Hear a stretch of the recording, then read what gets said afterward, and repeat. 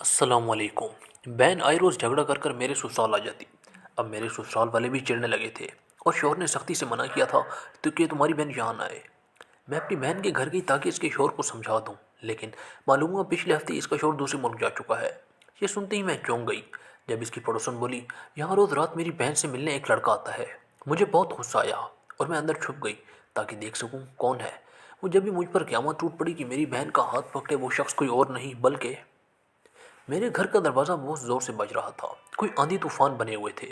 ذرا پل کو صبر نہیں، بس دھڑ دھڑ بجتا چلا جا رہا تھا۔ میری ساس نے اپنے کانوں پر ہاتھ رکھ لیے تھے، کہنے لگی، نہ جانے کون کم وقت آ گیا ہے اس وقت، جاؤ بہو جا کر دروازہ تو کھولو۔ میں نے جلدی سے اپنا دوپٹہ ٹھیک کیا اور دروازہ کھولنے چلی گئی۔ سامنے کوئی اور نہیں بلکہ میری اپنی بہن کھڑی تھی۔ وہ میرے ساتھ لپٹ گئی اور پھوٹ پھوٹ کر رونے لگی تھی۔ وہ بولی، مجھے ماجد نے گھر سے نکال دیا ہے۔ اب میں بہت زیادہ کشمکش میں پھنس چکی تھی کہ کیا کروں اور کیا نہیں۔ بہن کو گھر لے کر جاؤں تو کس منہ سے؟ وہ پچھلے 2 ہفتوں میں 4 بار جھگڑا کر کر میرے گھر آ گئی تھی۔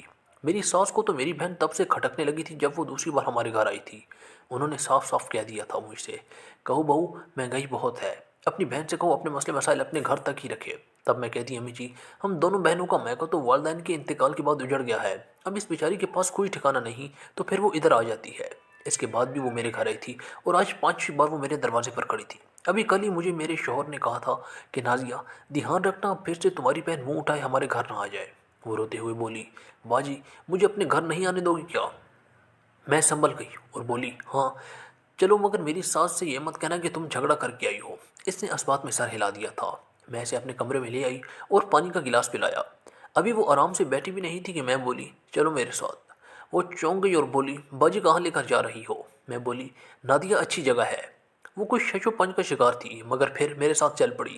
میں راستہ بدل کر اسے اسی کے گھر لے کر جا رہی تھی۔ جب وہ اپنے گھر کے دروازے تک آئی تو دنگ رہ گئی۔ بولی، باجی یہ سب کیا ہے؟ تب میں نے اس کے سامنے ہاتھ جوڑ دیے اور بولی، میری بہن مجھے معاف کر دینا، مگر مجھے میرے سسرال کی طرف سے بہت سخت آرڈرز ملے ہیں، میں تو اپنے گھر نہیں رکھ سکتی۔ آج تمہارے ساتھ اس لیے آئی ہوں تاکہ تمہارے شوہر کو سمجھا سکوں۔ میری بہن کے چہرے کی رنگت پل بھر کے لیے بدل گئی تھی۔ وہ بولی، نہیں رہنے دو، تم اپنے گھر جاؤ، میرا شوہر بہت دیر سے آئے گا۔ میں چپ کر گئی اور گھر واپس آ گئی، مگر میں نے دل میں ہی ٹھان لیا تھا کہ میں کل آ کر نادیہ کے شوہر کو لازمی سمجھا کر جاؤں گی اور ساتھ ہی ایک آدھی دھمکی بھی دے دوں گی کہ اگر تم نے میری بہن کو مزید تنگ کیا تو میں اسے یہاں سے ہمیشہ ہمیشہ کے لیے لے جاؤں گی۔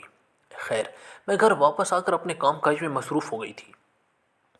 اگلے دن شام کے وقت میں اپنی ساس سے پڑوسن کے گھر کا کہہ کر نکل پڑی تھی۔ میں جیسے ہی نادیہ کے گھر پہنچی وہاں مجھے محلے کی ایک سیانی عورت مل گئی تھی۔ میں بولی، خالہ جی آپ کے علم میں بھی ہے کہ آپ کے محلے میں کیا کچھ ہو رہا ہے؟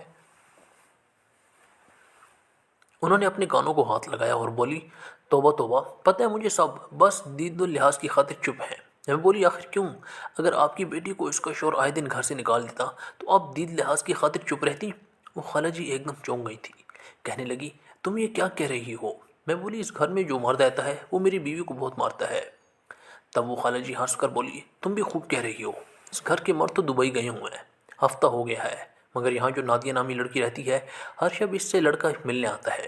مجھے بہت غصہ آیا تھا مگر میں اس عورت کی عمر کا لحاظ کر کے چپ کر گئی تھی۔ میں نے سوچا مجھے حقیقت تو معلوم کر ہی لینی چاہیے، اس لیے میں بڑی احتیاط سے اپنی بہن کے گھر داخل ہو گئی اور اندر جا کر چھپ گئی تاکہ دیکھ سکوں کہ کون میری بہن سے ملنے آتا ہے۔ ابھی مجھے چھپے ہوئے آدھا گھنٹہ بھی نہیں ہوا تھا کہ ایک مرد گھر میں داخل ہو چکا تھا۔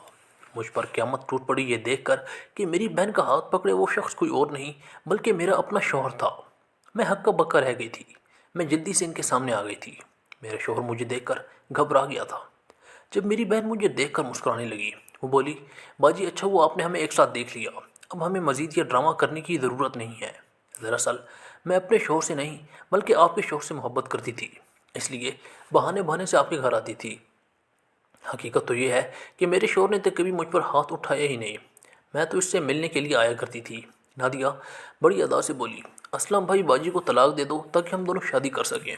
میرے شوہر نے میری بہن کے کہنے پہ آ کر مجھے طلاق دے دی تھی۔ مجھ پر قیامت ٹوٹ پڑی تھی۔ میں روتی ہوئی اپنے گھر گئی اور یہ کہہ کر نکلی، اسلم جو عورت اپنے شوہر کو دھوکہ دے کر تمہارے ساتھ رنگ رلیاں منا رہی ہے ایک دن تمہیں بھی کسی اور مرد کی خاطر دھوکہ دے دے گی۔ میری بات سن کر اسلم کا چہرہ زرد پڑ گیا تھا۔ خیر میں وہاں سے نکل آئی تھی۔ اب میں ایک دارالامان میں رہتی ہوں۔ مجھے میری زندگی کا سب سے بھیانک سبق میرے اپنوں نے سکھایا تھا کہ کبھی کسی پر بھروسہ نہیں کرنا چاہیے۔